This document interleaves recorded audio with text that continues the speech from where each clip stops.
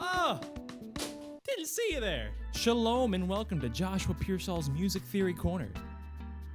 Today we'll be talking about accidentals and intervals. So to begin with, for accidentals, before we even get into what they are, we must discuss the half step and the whole step, also known as the semitone and the whole tone. These steps are integral in creating our intervals and also creating scales, which we'll get to in a different video.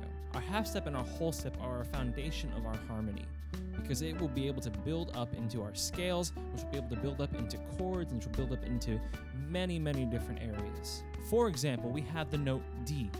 Now, one half step above D is actually D sharp.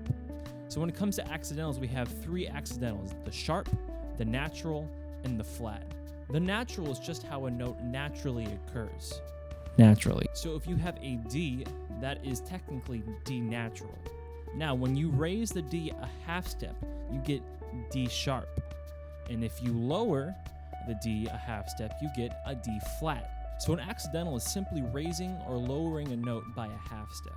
D sharp, D flat. Now, it's important to keep in mind that D sharp is the same as E flat. If you look at a piano, and you go up a half step from D, you get that second black note.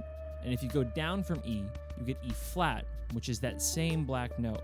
This is what's known as enharmonic spelling. Enharmonic simply means that it's the same note spelled differently. Now, if you get into the minutia of it, they're technically an E flat and a D sharp are different notes, but it really comes down to where the ear can't actually hear it. Now, with that basis, we're gonna get into intervals. So to begin, we have our unison, our one, our bass note, which we're going to be using as C in this. This will be our base of operations as we go up and look at our intervals. So to begin, we have the minor and major second.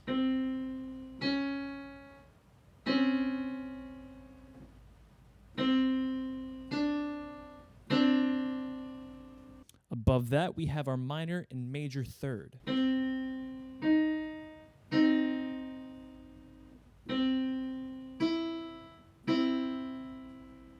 Our minor and major thirds are what make our scales and our chords minor and major.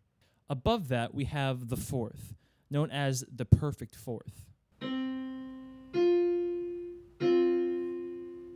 Now, the reason we don't have a major fourth and a minor fourth is because we have a tritone next. The tritone is incredibly unique because it is the same distance both ways, from C to F sharp, and from F sharp to C, the exact same amount of steps.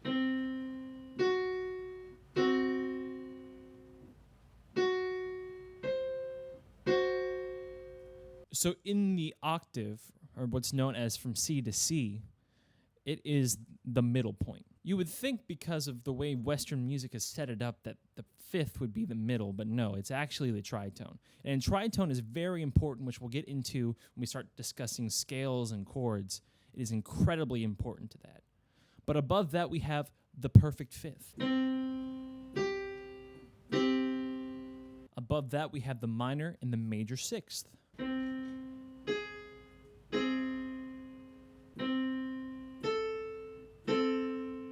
And above that, we have the minor and the major seventh.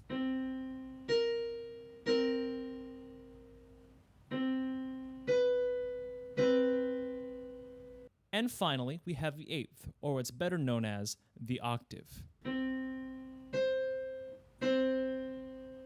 These intervals are incredibly important to modern music theory. These are the intervals you really want to get to know and do what's known as ear training.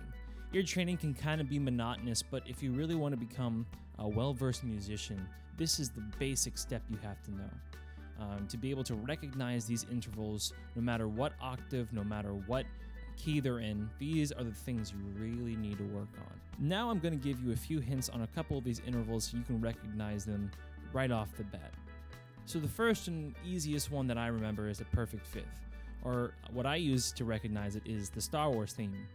Bum bum ba-da-dum bum bum bum bum.